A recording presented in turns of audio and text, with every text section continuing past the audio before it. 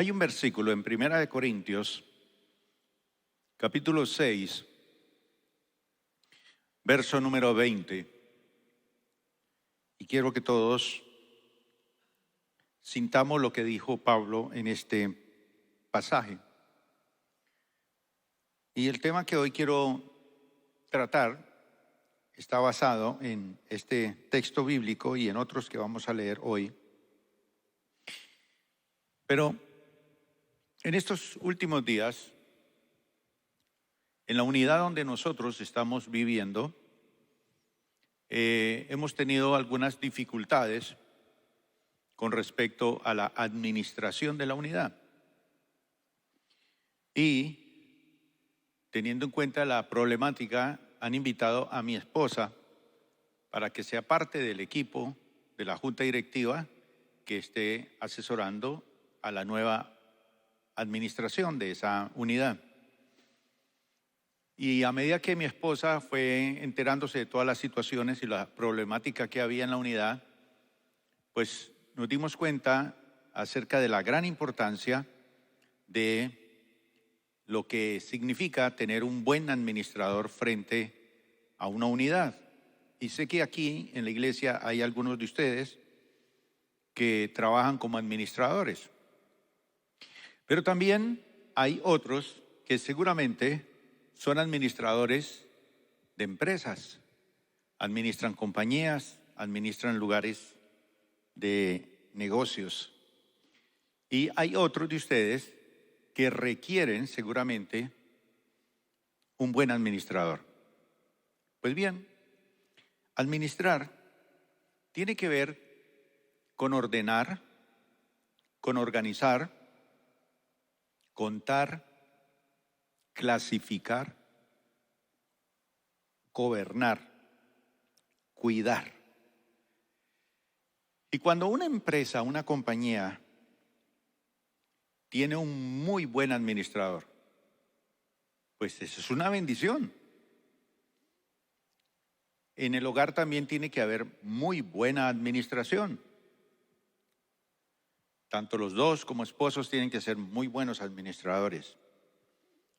Y esta palabra administrar tiene que ver con una palabra que está en la palabra que es la mayordomía. El saber cuidar, ordenar, clasificar lo que tenemos. Todo en la vida tiene que ver con esto. Entonces las instituciones, los gobiernos, las iglesias, los negocios y las empresas tienen que ver con esto. Y nosotros como cristianos, pues tenemos que aplicar los principios que están en la palabra al organismo más importante del mundo, que es nuestra propia vida. Cuando celebramos la Cena del Señor, lo hacemos hasta que Él venga. Cuando Él venga ya no celebraremos más la Cena del Señor. Y cuando Cristo venga, Él no viene por estos edificios, no. Edificios que son y fueron usados para iglesias. No, Jesús viene por vidas que fueron usadas para construir la iglesia. Por lo tanto, debemos nosotros darle la importancia de vida a esta acción de administrar y aplicarla muy personalmente a nuestra vida. Ahora, yo sé que muchos de ustedes han vivido la experiencia o han visto muchas veces que ciertos negocios o ciertas empresas cambian de dueño y aún así esos negocios o esas empresas no funcionan como quisieran. Siempre aparece un anuncio en esos restaurantes famosos que dice que ese negocio o ese restaurante está bajo una nueva administración. Le han cambiado el nombre, pintan diferente el local, cambian el menú, la tarjeta, la presentación. Han hecho de todo, pero no funciona, no sigue funcionando bien. Entonces se pregunta a la gente, ¿qué es lo que pasa? ¿Por qué el negocio de la esquina sí funciona? ¿Por qué siempre la iglesia del frente está llena y la nuestra está vacía? ¿Por qué esa empresa se ve pujante y la nuestra no? ¿Por qué se nota la diferencia entre esa y la nuestra? Algo se está haciendo mal, seguramente. Algo no funciona. Y otros creen que algún mal le han hecho a ese lugar, a esa empresa, a ese negocio. Y entonces optan por prácticas esotéricas, pensando que lo que necesita es una limpieza, una barrida de malos espíritus. Entonces hacen sahumerios, hacen riegos, hacen rezos, invitan a un brujo, un hechicero, para tratar de sacar los males, porque la cosa no funciona. Ahora nosotros tenemos que entender que nuestras vidas han sido compradas. Y la palabra del Señor dice que fueron compradas por precio. Y que nosotros, al ser comprados por un alto precio, y el precio que se pagó por nosotros es la vida de Jesús. Por lo tanto, desde el momento que nosotros aceptamos a Jesús, estamos bajo una nueva administración. ¿Y cuántos pueden decir, Señor, gracias porque estoy bajo esa nueva administración? Denme un aplauso a ese buen administrador. Así que el jefe, el organizador, el contador, el clasificador, el fiscalizador de nuestras vidas, ustedes ya saben cómo se llama. Se llama Jesús. 1 Corintios capítulo 6, versículo número 20. Dice así: porque Dios los compró. Y está utilizando un término de lo que hacían en los tiempos bíblicos. Ir a la plaza de mercado y no solamente comprar una vaca, un caballo, un camello, sino a comprar también un esclavo. Entonces allí estaba usted y estábamos nosotros todos en el mercado de los esclavos. Entonces, cuando nos ofrecían, lo primero que nos abrían era la boca para que vieran las muelas que no estaban tan gastadas. Por eso el dicho que dice que al caballo regalado no se le mira el colmillo, no importa que esté viejo, sirve. Bueno, estábamos en la plaza de mercado y nos ofrecían fuerte, joven, productivo, le va a dar ganancias durante los próximos 30 años. Y allí en esa plaza de mercado se acercó el Señor y nos compró con un precio alto. O sea, Él invirtió un precio alto. Es decir, Dios invirtió la vida de su Hijo por nosotros. Y si Él nos compró con ese alto precio, porque usted no fue comprado con un precio barato, usted se asombró porque dieron muchísimo por usted. Sí, pero así es Dios. Entonces, si Dios hizo una gran inversión en usted, es porque Él tiene mucha fe en nosotros. Por lo tanto, dice Pablo, honren a Dios con su vida, con su cuerpo. Ustedes fueron comprados, honren a su administrador. ¿Cómo lo honramos? Pues sabiendo que ya no somos dueños de nosotros mismos. Ya usted es propiedad ¿de quién? De Dios. ¿Les gusta eso? ¿Ustedes creen que Dios cuida lo suyo? Él no es como usted que no cuida. A usted le compran una lavadora, le compran un carro y ya a los 3 meses está todo desbaratado, chatarra. Pero hay otros que pasan 20 años y nuevecito, bien cuidadito. Tienen su esposa después de 40 años de casados, todavía está enterita. Pero hay otros que la acaban en los primeros 6 meses. La dejan viejita, desbaratada. Somos propiedad de Dios. Dios es nuestro dueño. ¿Por qué? Porque pagó un precio por nosotros. Y no cualquier precio, el más valioso que se pueda imaginar. su propio Hijo. Ahora, ya que Dios pagó un precio tan alto por nosotros, todo lo que hagamos, todo lo que somos y nuestra vida debe ser para la gloria de Dios. Entonces lo que usted hace, lo que usted vive, es para la gloria de Dios. No debemos volver a nuestro antiguo y cruel amo. ¿Sabe cuál era nuestro antiguo amo? Pablo les dice, el pecado. Éramos esclavos del pecado. Nuestra vida ya no tenía ni propósito ni destino, pero Él nos compró para darnos un destino y un propósito. Entonces eso es valioso. Así que no hay tal cosa de que las cosas no funcionen. No, Señor. Cristo es nuestro jefe total, pero a veces, aunque Él es nuestro administrador, usted y yo no dejamos que Él como administrador haga los cambios que quiere hacer en su propia vida. Porque eso es lo peor. El administrador comienza a trabajar, pero la gente no deja. Aún a los presidentes les dejan 100 días para evaluarlos, pero hay administradores que a los 15 días ya los están evaluando. Jesús es nuestro jefe y a veces nosotros no lo dejamos que haga los cambios en nuestra vida. No queremos, no se meta. Yo manejo muy bien mis asuntos. Otros deciden estar bajo otro jefe, otro administrador, o sencillamente otros viven siendo personas que no tienen administrador. Peor, pues vamos a ver esas tres cosas en este día.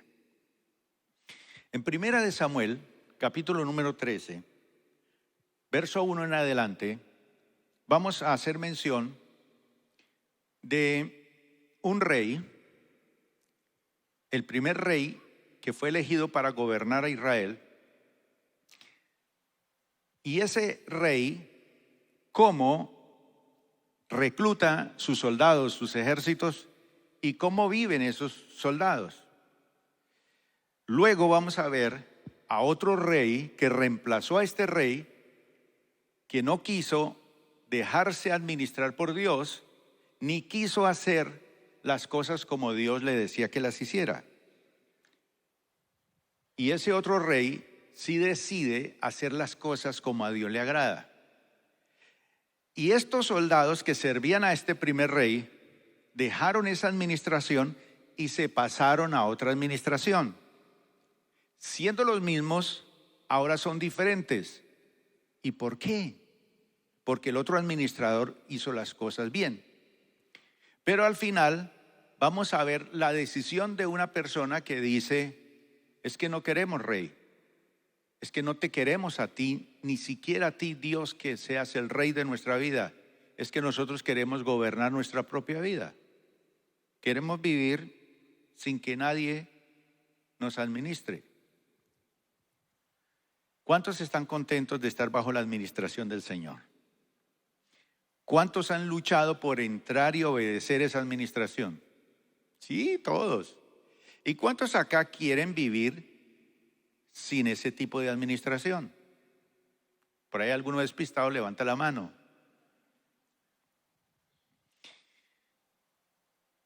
Usted puede ser como Saúl o puede ser como los soldados de Saúl. Es decir, vivir usted como quien parece que sí, pero no se deja administrar por las cosas del Señor, ni entra en la dimensión de esa bendición. Entonces, Dios respeta las decisiones. Dice que Saúl tenía, leamos, 30 años cuando subió al trono. O sea, un tipo joven, entero, muy bien parecido. ¿Y cuántos años reinó? 42 años. 42 años. Un rey que decide reinar y un pueblo que le toca aguantarse eso por 42 años. Un rey que no se dejaba administrar por Dios y unos soldados viviendo bajo ese régimen. Usted y yo podemos ser los soldados y decidimos bajo qué régimen vivir y cómo vivir. Esa es nuestra decisión, pero Dios no va a meter la mano allí para obligarnos. Dice que Saúl eligió a 3,000 soldados selectos. 3,000. Era su guardia personal. Y mandó a los demás hombres a casa. No, solamente necesito estos 3,000, son buenos. Y llevó consigo a 2,000 de los hombres escogidos a Micmas y a la zona montañosa de Betel, sitio de guerra.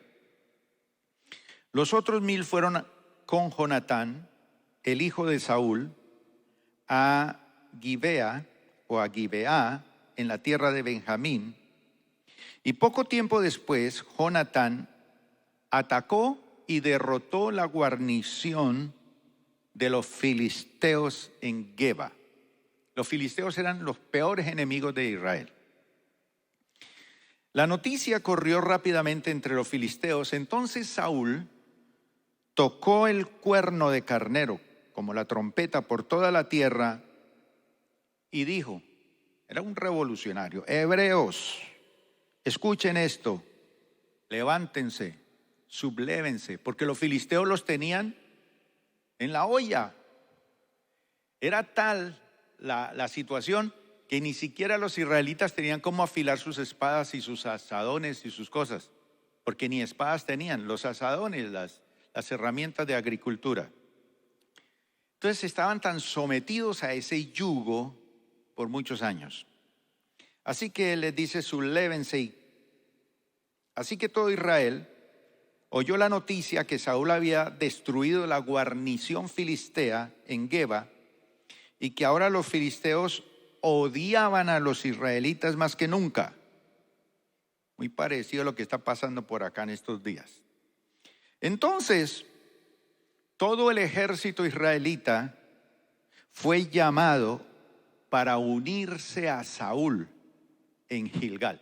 Hoy vamos a ver una especie de película. A ustedes les gustan las películas, ¿cierto?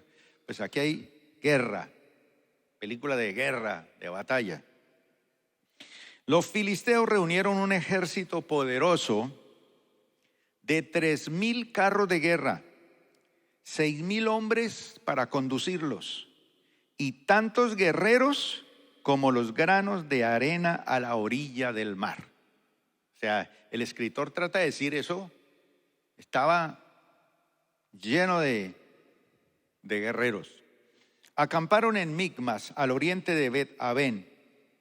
Los hombres de Israel vieron el gran aprieto en que se encontraban. Levanten la mano aquí los que alguna vez en la vida han tenido un gran aprieto. Sí, varios saben qué es eso. Hay otros que no. Esos aprietos en la vida. Y cómo estaban fuertemente presionados por el enemigo. Una segunda pregunta: ¿cuántos aquí alguna vez en la vida han estado presionados por el enemigo? Una deuda, una enfermedad, una situación muy difícil. Eso lo hemos vivido todos. Trataron de esconderse en cuevas. ¿Quién alguna vez le ha tocado esconderse por allá cuando debe plata y no tiene cómo pagarla? Eso es feo. Pero es una estrategia que muchos usan, se esconden. Y ante las deudas no hay que esconderse, hay que dar la cara.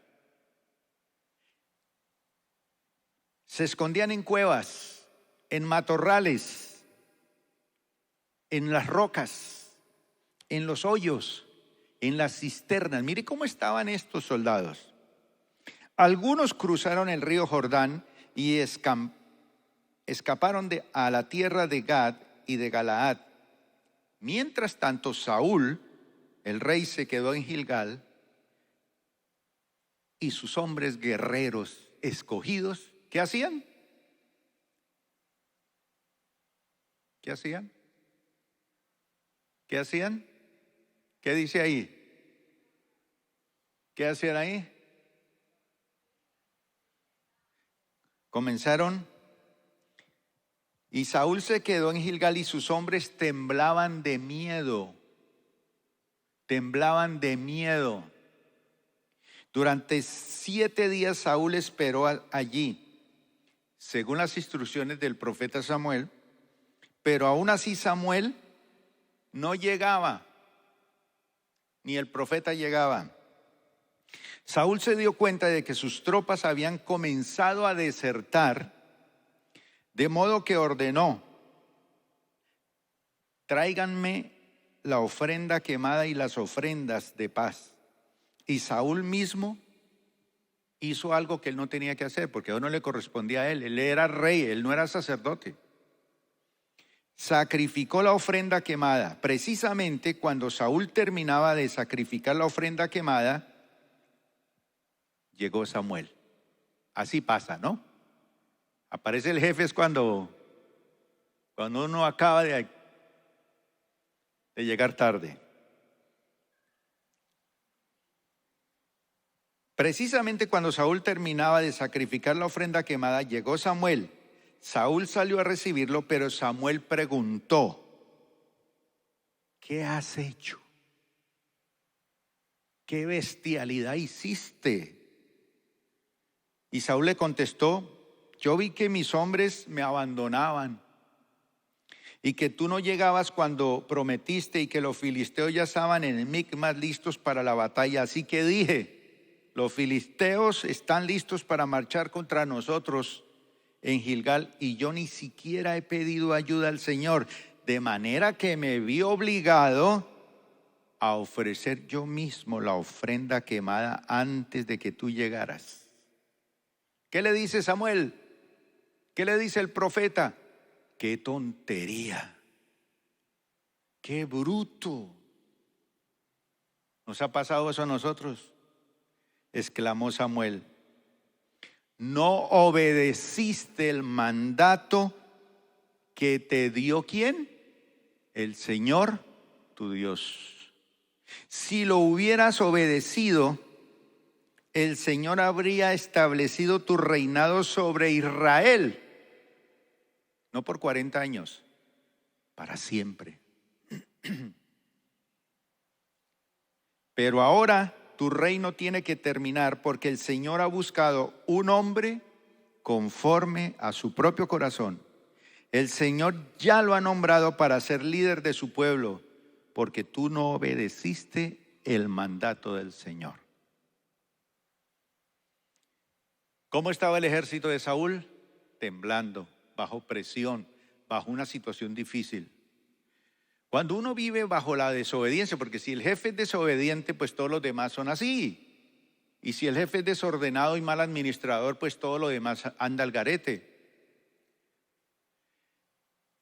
Y el profeta le dice: tu reino habría quedado estable para siempre, pero como eres desobediente, ya hay uno mejor para ocupar tu puesto. Porque cuando uno no quiere vivir bajo el gobierno de Dios, la administración de Dios, y quiere vivir al garete, Dios siempre escoge a una persona, y tiene una persona siempre mejor que nosotros. Entonces mire a su lado derecho y a su izquierda. Mire, esos son mejores que usted. No es sino que usted diga que no. No es sino que usted diga que no. Y todos los negocios alrededor suyo prosperan menos el suyo. Todos los hogares van mejor que el suyo.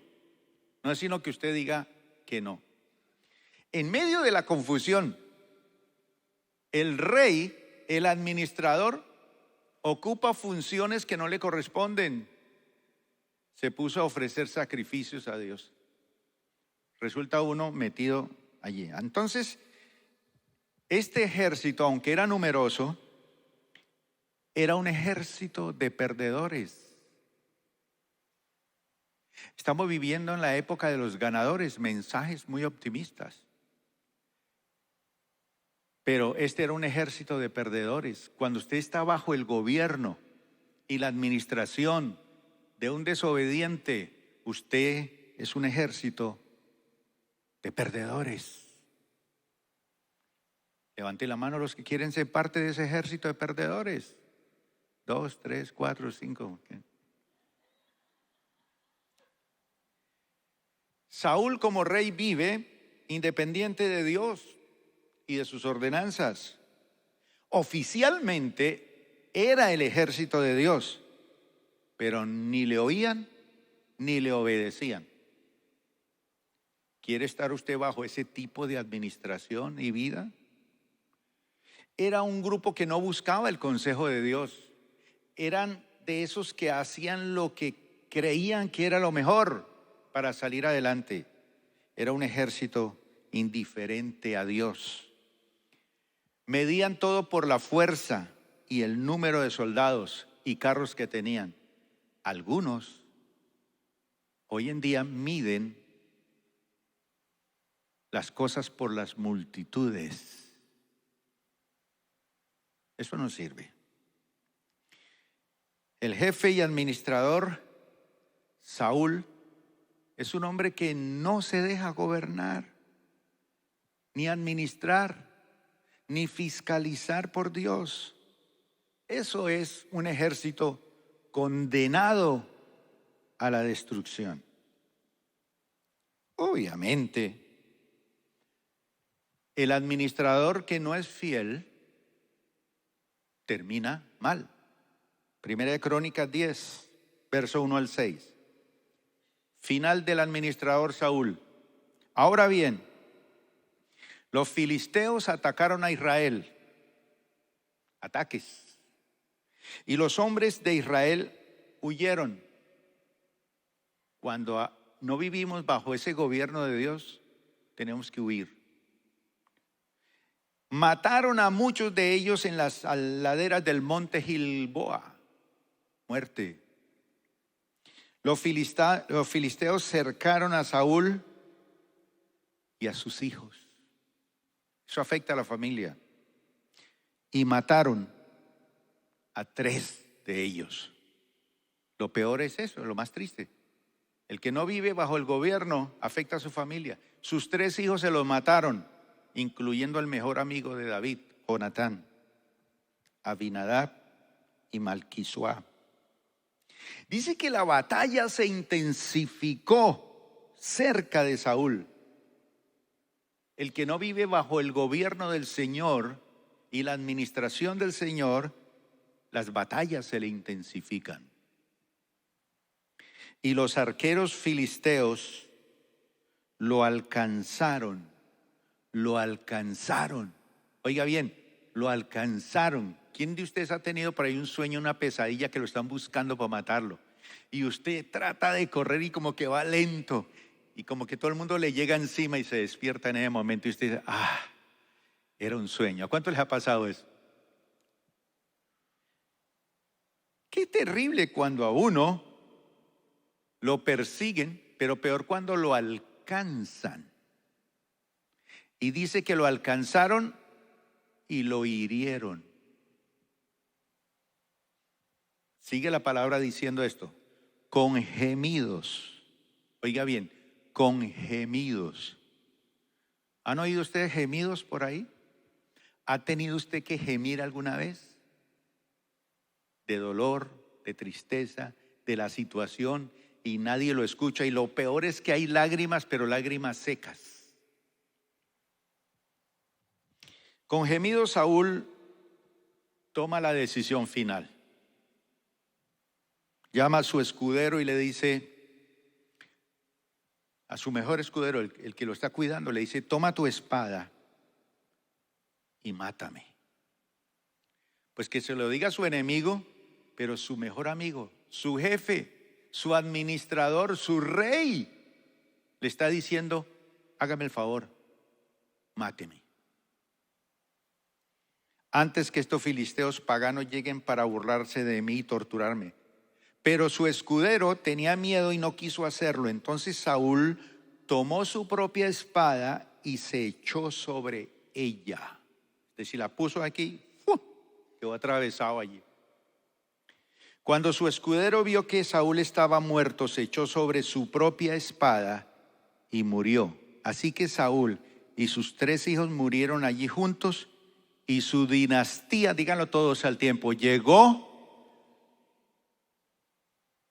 ¿Cómo quiere que su dinastía llegue a su fin? ¿Así? Yo sé que ustedes dicen que no. Vamos a otra historia. Ya está la de ese administrador. El que vive bajo ese tipo de administración termina así. El jefe termina así y el pueblo así. Ahora, veamos el ejército de Israel bajo las órdenes de David. Capítulo número 12 del libro de Crónicas. Dice que algunos guerreros valientes y experimentados de la tribu de Gad también desertaron. Estos son de los que eran de Saúl. Y se unieron a David.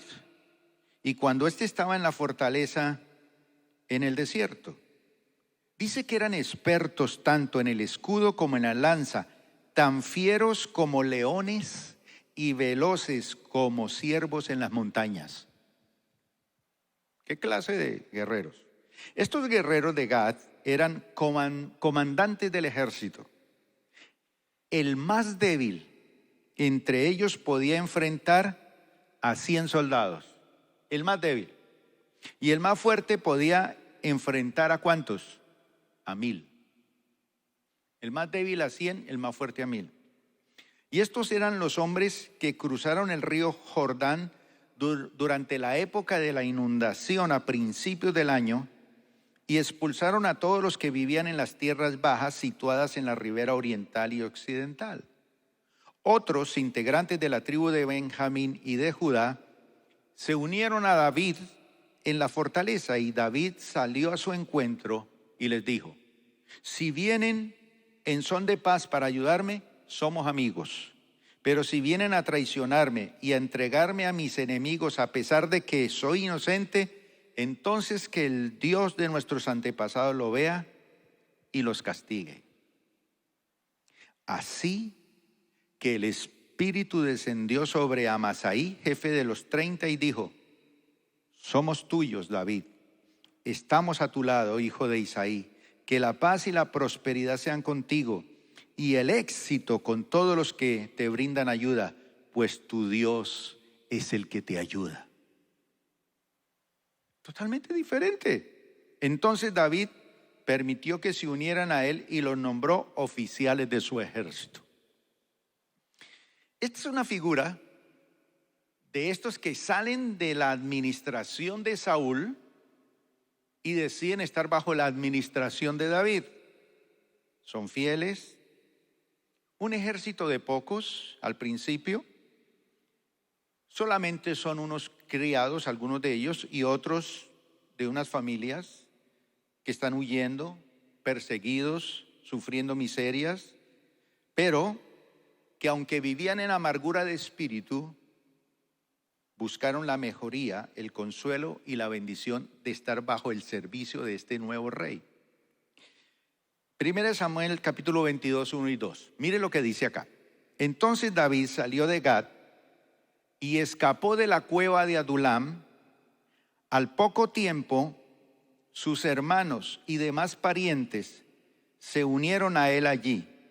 Luego comenzaron a llegar otros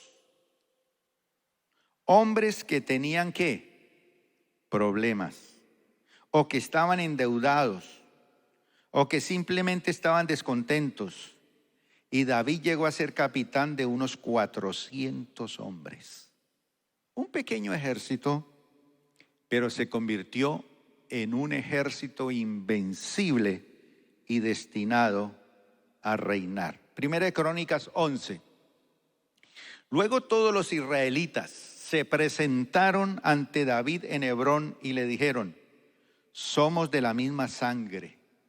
David había dicho a sus tropas: el primero que ataque a los jebuseos será el comandante de mis ejércitos. Así que Joab, cuya madre era Sarbia, una hermana de David, fue el primero en atacar y entonces llegó a ser el comandante de los ejércitos de David, un gran líder. David se hacía cada vez más poderoso. ¿Por qué? Porque el Señor de los ejércitos celestiales estaba con él. ¿Cuántos les gusta estar bajo esa administración? Pero Eleazar y David no se dieron terreno en medio del campo e hicieron retroceder a los filisteos. Así que el Señor los salvó, dándoles una gran victoria. ¿Qué es eso de vivir bajo una nueva administración? Es aquellos que deciden salir de esa administración bloqueada de muerte, de sufrimiento, de soledad, para entrar bajo este nuevo administrador de éxito, de bendición, de compañía de la mano de Dios. ¿Qué es eso de vivir bajo la nueva administración? Mire, meditar en la palabra de Dios. Esa nueva administración es mejor. 2, ser sensibles al liderazgo del Espíritu Santo. El Espíritu Santo dirigía esos ejércitos. 3, esperar el tiempo de Dios. 4, caminar aunque a veces la senda no se vea con claridad. Por eso uno aprende a fiarse en el Señor de todo corazón y no apoyarse en su propia prudencia. Eso es estar bajo el gobierno de Dios. 4, caminar aunque a veces la senda no se ve. 5, esforzarse y ser valiente. Estar dispuesto a enfrentar conflictos, obedecer a Dios. Pónganse de pie, mis hermanos, porque esto hay que leerlo de pie, para que oremos. ¿Cuántos vivíamos bajo esa administración mala? Y corríamos, nos escondíamos en cuevas, vivíamos una vida sin sentido. ¿A cuánto nos pasó eso? La mayoría de los que estamos aquí. Decidimos cambiar de administración. El ungido de Dios era el rey David. Nos muestra que cuando cambiamos de administración y nos dejamos administrar, éxito y bendición. Pero hay un tercer grupo, y yo lo voy a leer y oro, porque son aquellos que dicen: no, yo no quiero ni lo uno ni lo otro. Yo quiero vivir bajo mi propio criterio y hacer lo que yo quiera, y yo no me voy a dejar administrar por nadie y voy a hacer mi vida así. Pues esta es la historia, mire. Dice que cuando Samuel envejeció, nombró a sus hijos como jueces de Israel, a Joel y a Abías, sus hijos mayores. Establecieron su corte allá en Berseba, pero ellos no eran como su padre. Los hijos de Samuel, bandidos también. ¿Por qué eran así? Dice: porque codiciaban el dinero, aceptaban sobornos y pervertían la justicia. Pero también se metían con carrotanques. Finalmente,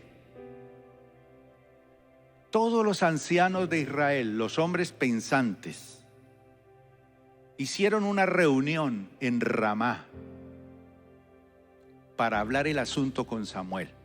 Son esos momentos cuando uno dice: hagamos una reunión porque esto está mal. Mira, Samuel, le dijeron, ya eres anciano, ya eres un viejito, y tus hijos no son como tú. Y le piden algo: danos un rey para que nos juzgue, así como lo tienen las demás naciones. Y Samuel se disgustó con esa petición y fue al Señor en busca de orientación, preocupado. Y Dios le dice: haz todo lo que te digan, Esa es la voluntad permisiva de Dios. Haz todo lo que te diga, le respondió el Señor. Porque me están rechazando a mí y no a ti. Samuel había sido pastor por muchos años. Pues él quería que sus hijos fueran los pastores, pero ya no. Eran bandidos. Ya está viejo, entonces el pueblo dice, no, pues tenemos que tomar una decisión. No me están rechazando a mí, no a ti. Ya no quieren que yo siga siendo su rey. Esa es la peor decisión cuando uno le dice al Señor, es que ya no te necesito a ti. Desde que los saqué de Egipto me han abandonado continuamente y han seguido a otros dioses. Y ahora te tratan a ti de la misma manera. Haz lo que te pidan, pero adviérteles seriamente acerca de la manera que reinará sobre ellos un rey. Adviérteles. Cuando ustedes no quieren a Dios como rey, su vida va a cambiar. ¿Cómo los va a afectar? Mire, este es el mejor negocio si usted se va de aquí sin decirle a Dios que sea su rey. Entonces Samuel transmitió la advertencia del Señor al pueblo que pedía un rey. Esta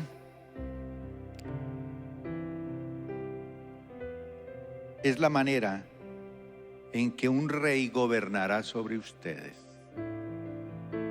Les digo, el rey reclutará en el ejército a los hijos de ustedes. ¿Quién se afecta primero? Los hijos. Y los asignará a los carros de guerra. ¿Para dónde se lleva a sus hijos? Para la guerra. Y a sus conductores a manejar esos carros de guerra. Y los hará correr a tus hijos delante de sus carros. Algunos serán generales y capitanes del ejército. Otros serán obligados ¿a qué? A arar y a cosechar los cultivos del rey. Hay gente que no quiere arar ni trabajar los cultivos del rey de reyes, pero sí esclavizarse con los reyes de aquí abajo. Y otros harán las armas y el equipo para los carros de guerra. El rey tomará a las hijas de ustedes, hijas, y las obligará a cocinar, a hornear y a hacer perfumes para él.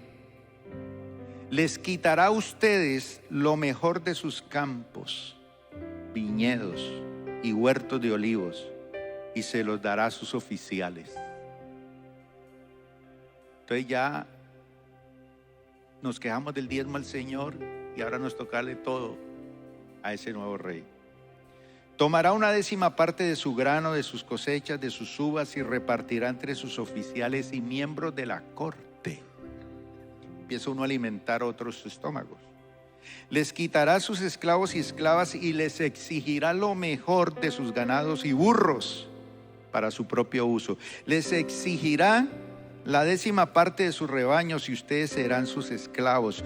Cuando llegue ese día, suplicarán ser aliviados de ese rey que ahora ustedes piden, pero entonces el Señor no los ayudará. Sin embargo, el pueblo se negó a escuchar la advertencia de Samuel. Aún así, con todo eso que usted dice, queremos un rey. Nuestro deseo es ser como las naciones que nos rodean. El rey nos juzgará y será nuestro líder en las batallas. Así que Samuel le repitió al Señor lo que el pueblo dijo, y el Señor le respondió: haz lo que te piden y dales un rey. Entonces Samuel estuvo de acuerdo, le dio el rey y los envió a su casa. Decidieron ese nuevo administrador y le dijeron a Dios: no.